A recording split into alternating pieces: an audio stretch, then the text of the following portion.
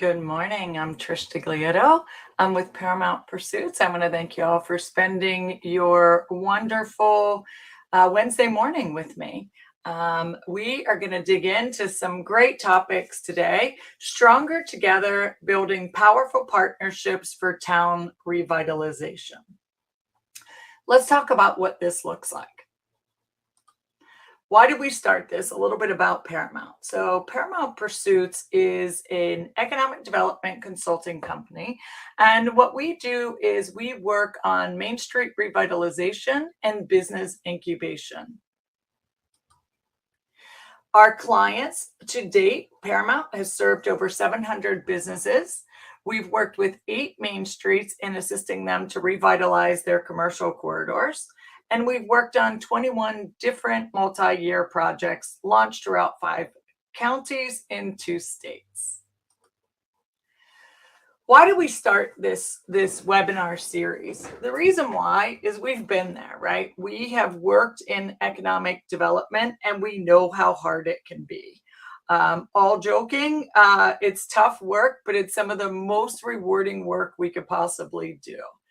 And what does this look like, right? Why did we create this series? The main reason is, like I said, we've been there, we've done this, and we know that there are lessons that we could all be sharing with each other to make life easier for one another, to share our lessons learned and tips so that others, know what they're getting into and don't make the same mistakes that we've seen or that we've made. So the problems that we know y'all are facing, or we all are facing, limited funding, right? Budgets are tighter than ever, and it's very possible that they're going to get even tighter. We have oftentimes in our economic development office, or if you work for a town or community, you have limited town budgets, right? So limited funding to do economic development work and community development work and revitalization projects. Sometimes we lack this specialized skills or resources that we need to do something. We need to write grants to get grant money, but we may not have grant writing skills or a grant writer on the team. Time is limited. Staffing capacity is limited, all going up to the limited budgets, limited funding. Collaboration can be poor. We're going to cover a lot about this today. It's hard when collaboration is poor because you need it, again, to stretch that capacity and to expand that funding. We definitely need that. Community apathy or resistance to change, this is real, right? You have a lot of residents who remember the good old days, or they fear change. They've heard about bad revitalization projects and they don't want to have that happen in their backyard. Or sometimes it's just change in general could be really scary.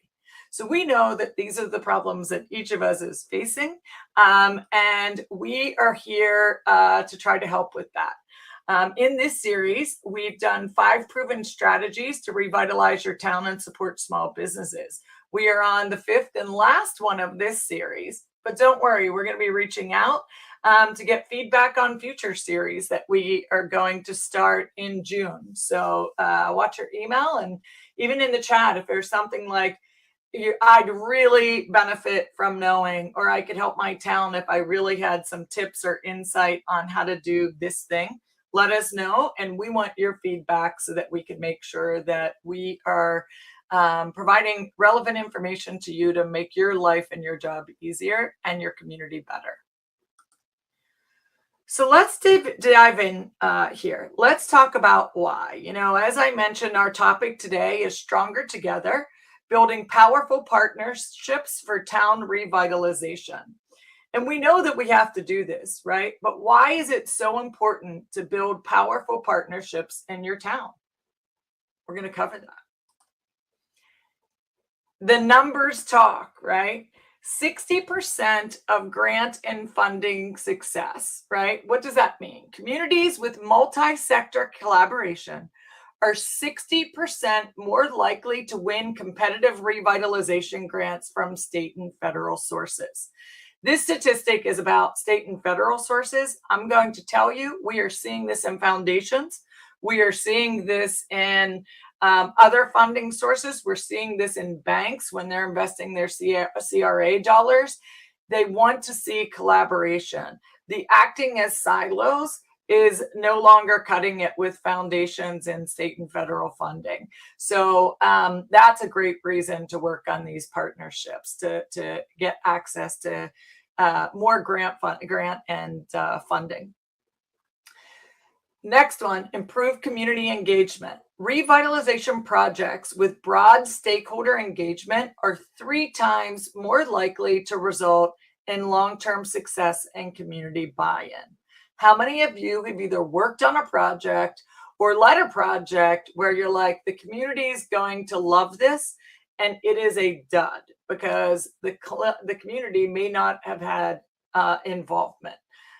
So take a look at this for sure. We've seen this with everything from putting in, the car chargers to, streetscape projects or parks. Not every project is build it and they will come. That community engagement will make a huge difference in the long-term success of projects. Trust and social cohesion. Inclusive community engagement increases public trust in local institutions by up to 40%, which is strengthening civic pride and volunteerism. When your community members trust what you're doing, they want to be a part of it, right? They want to buy in and they will support you. It's really magical and beautiful to watch this when it happens. So often it's in us versus them mentality, and this getting their buy-in and their engagement really changes that. Other things, right? There's more than just these statistics, right? Job creation and retention. When people have a seat at the table, they want to hire more. They are more ingrained, your local businesses are more ingrained in the community. You're going to see faster small business growth, right? People want to be a part of a project that is awesome, or a community revitalization efforts that are making an impact. You're going to see improved project completion rates. So there are many, many reasons of why stakeholder engagement and collaboration are important. Great quote here from Helen Keller. Alone we could do so little, together we can do so much. And this is the repeated theme that we see in working with Main Street towns, working even with businesses on how to collaborate with one another. It's really great to see what we could do when we collaborate together. So we know why we have to do it now. Let's talk about the how. What are the steps that you need to take to start collaborating? I know some of you on this call may already be trying to do some things. So keep in mind, this isn't just for the new ones to try. They're the economic development professionals that are trying something new. This is for those of you who are doing it, right? We're going to talk a little bit about how to jumpstart the work that you're already doing as well. Number one thing is planning, right? You've got to determine what collaboration looks like and why it's so important for your town. How should it be done, right? Why is someone going to want to jump into this journey and follow you? It's really comfortable acting in silos, right? It's what they're used to. So how do you make them collaborate? We're going to talk about a few things to consider before you even get started on this journey. So why is this so difficult, right? Why is it hard to convince people to collaborate? Many reasons, right? Living in a silo, super comfortable, right? It's like when you are surrounded by friends and like-minded thinking, no one's really challenging. It's easier. It's predictable. You get a sense of belonging in your silo. What we're asking them to do by encouraging collaboration, maybe even forcing collaboration in some areas, is we're asking them to change their norm. And this gets really uncomfortable. We jokingly call it the C word, right? It's either change or it's collaboration, and both can be considered their own C word. But we are asking them to trust you. We're asking them to step outside of that comfort zone And why this is important for you to understand why this is such a big deal to stop to break down these silos is because you've got to get it right. And so these are some things we want you to consider before you even get started, right? Sit down and think, whether it's you alone or a couple of people on your team, how do you sell this to the community? Why is this so important? We just mentioned some statistics, right? And it's going to resonate differently with each person depending on what's important to them. So you've got to think about, what are the benefits? What are the benefits to businesses? What are the benefits to nonprofits? Think of churches even. What's the benefit in collaboration for them? Residents, why should they want to get involved? Why should they jump on this train that you're putting together? And why should they get behind your purpose and your group? So the other thing I want you to think about is that why may be different to every single person. Um, Make your list of why this is important to each one of those different groups. What type of organization are you going to start?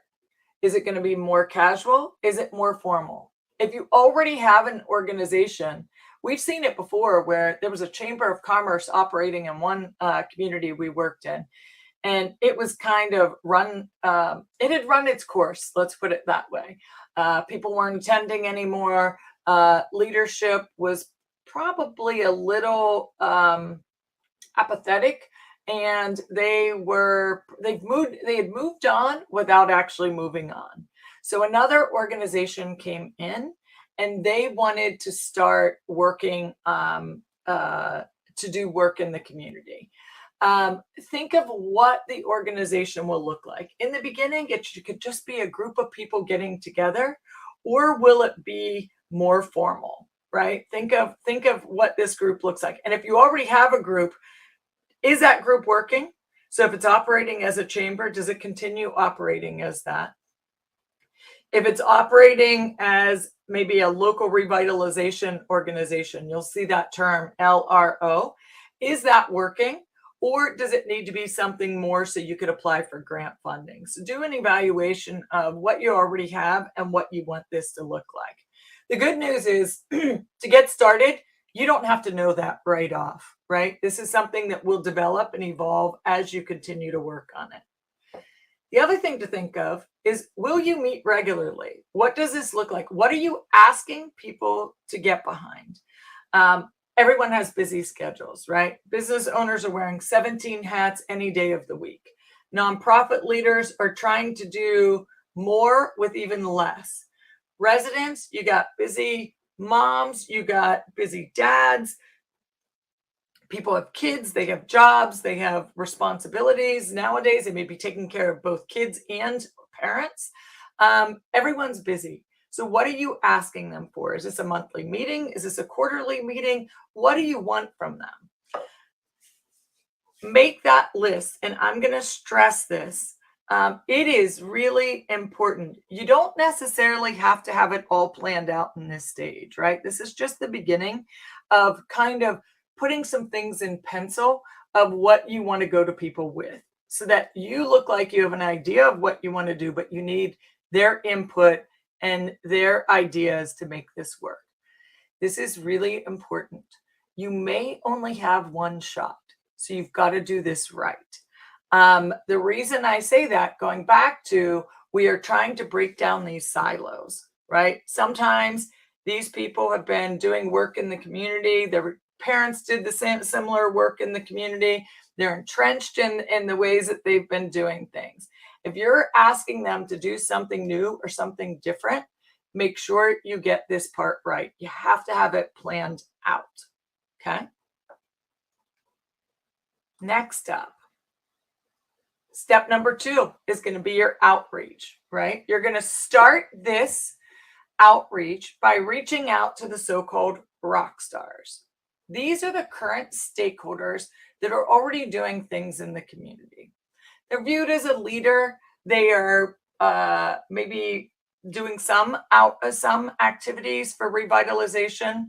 If you were to go to community members and say, Who are the doers in the community? That's who we're talking about here as far as the rock stars. Have coffee with them. Go one-on-one and have coffee with them. Pick maybe 10 people, start having the conversation, describe what you want to do, go back to your planning list, tell them the benefits, ask for their input, and listen to them, right?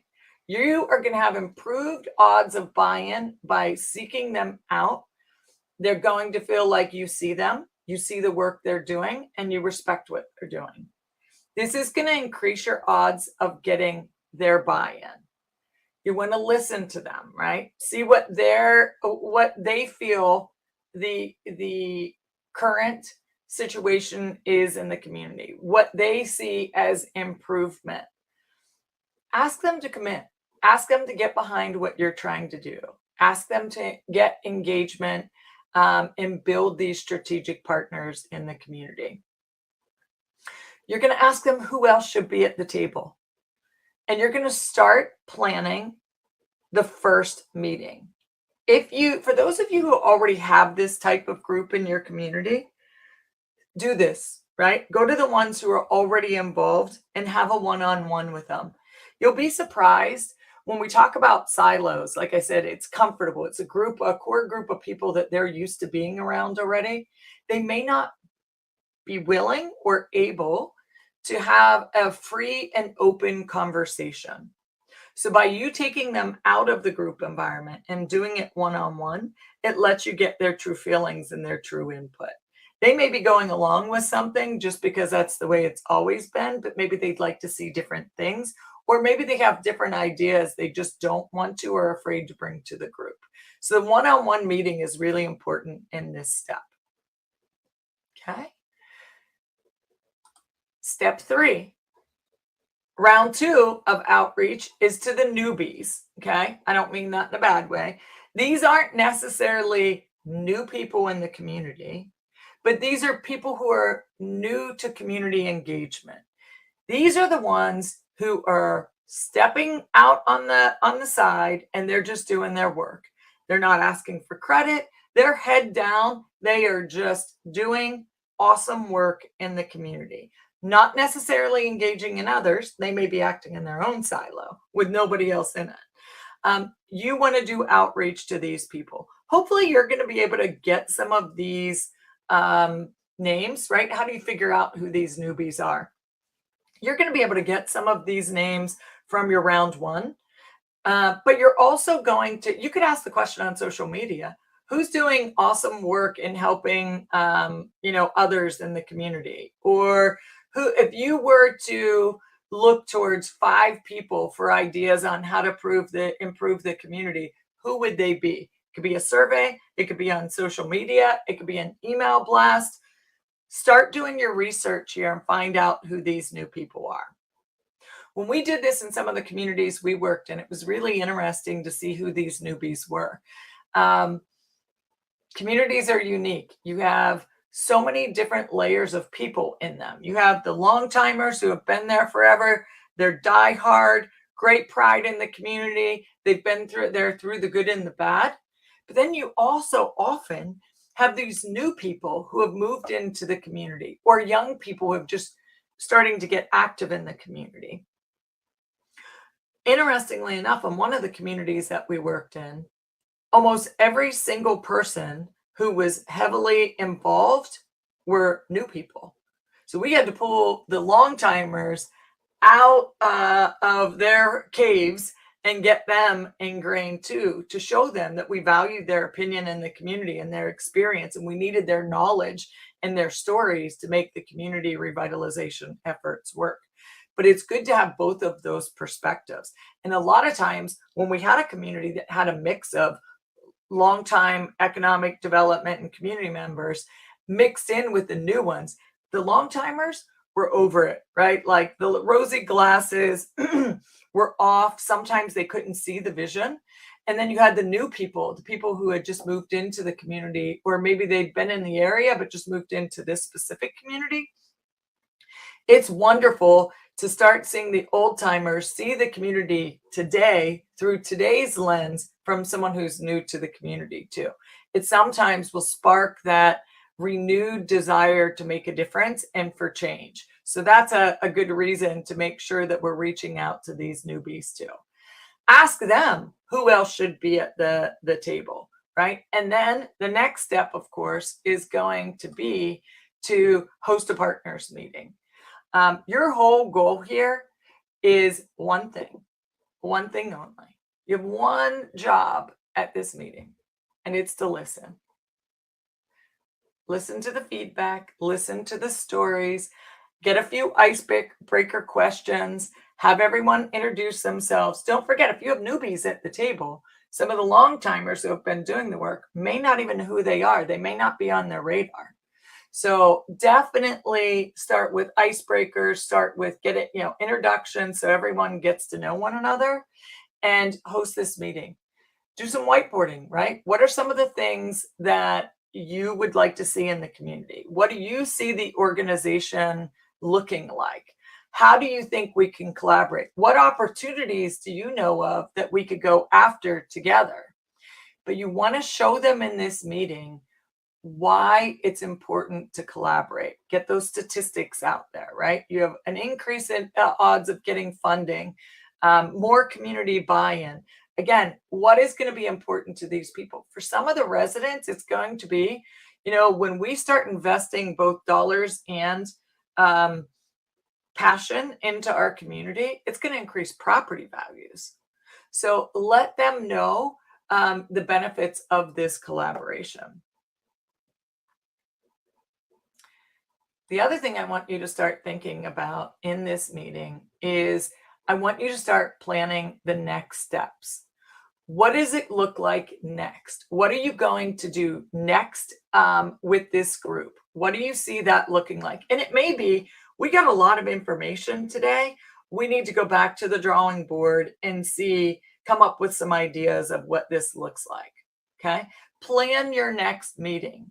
And it could be, you know what, we're going to put all of this together, email it out, and have everyone give additional feedback. But I would encourage everyone at this meeting too, whatever your next steps are, ask them who else should be at this table. So that way they also have input to who should be involved and a connectedness in the community that you may not even know of the people doing the good work. But what are your next steps? And I will say your next steps should absolutely include how you're going to start this organization. Pick a few projects, right? It doesn't have to be many, but pick 3 things that you want to work on and start working on those things, right? And again, you got lots of different people at this table. You're going to have different agendas, different priorities, different perspectives. You guys as a group are going to have to agree on what those next steps are going to be. And it will never be a unanimous agreement, but you'll get it close. You want to keep the communication flowing. And this is one of the things that you want to do next as well, is make sure that after this, I've seen it a lot of times where people will have this meeting and what they'll do is they fall off the face of the earth after this meeting. They get so much information, it's information overload, and they don't know what to do with it all, and it just all falls apart. We want to make sure that that does not happen. You keep that information flowing so that you are able to maximize the use of bringing everyone together.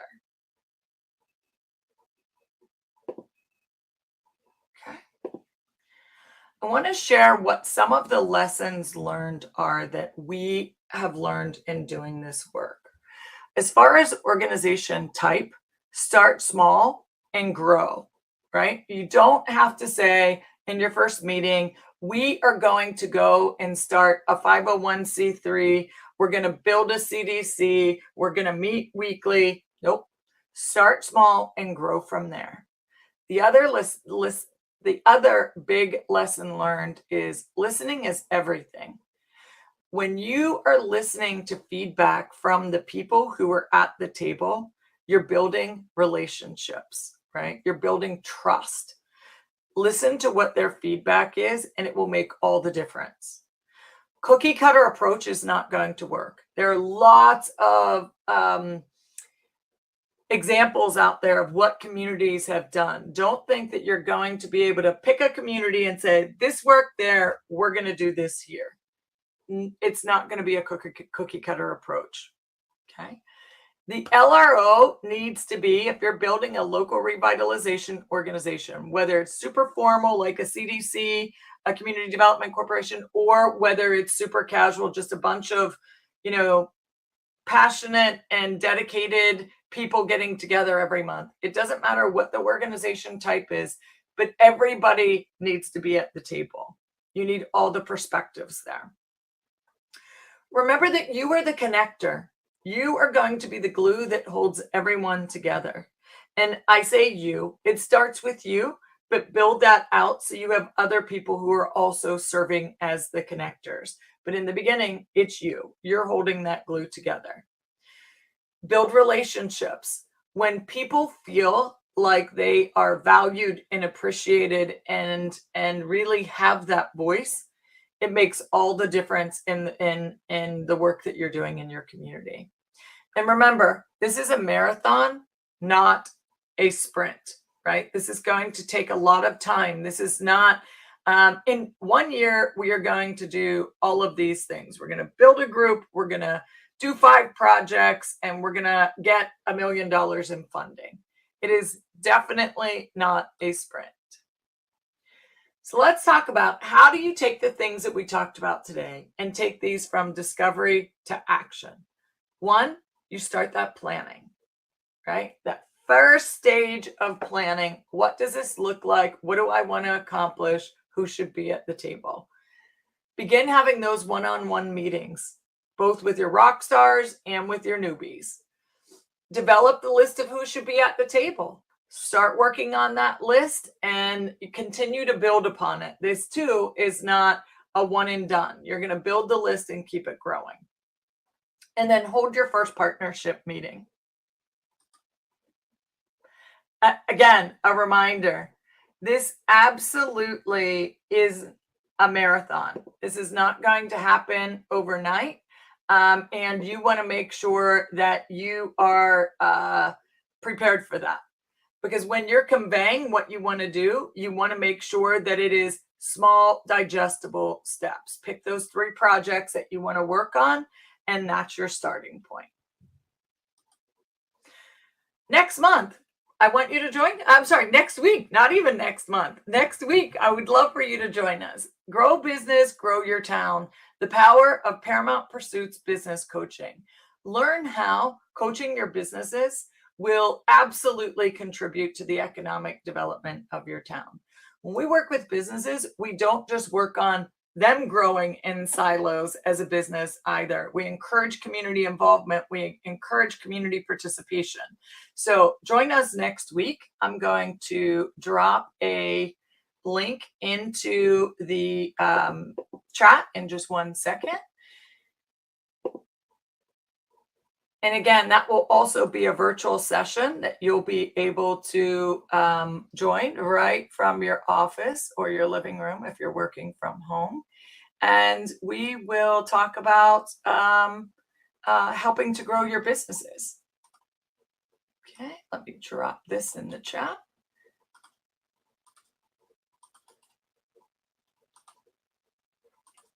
You can click right there to join us. The last thing I want to do is thank you all for coming. I want to talk about next steps also. As I mentioned, this is the final series in this webinar series. You can watch the videos. We'll get those emailed out to you. We will be reaching out to ask input on what other things you'd like to learn, or if there's any topics that you're really struggling with that you could benefit from, input or guidance or resources. So watch your email for that. And if you want to reach out in the meantime, I will drop in the chat too our email address of how you could reach us. Again, I thank you for spending your day with us, your morning with us. And we look forward to seeing you guys next week and when we start our new series in June. I dropped Marcos's email in the chat, and he is able to meet with you to talk about how we could help. Thank you all for joining us today, and I hope you have an awesome day.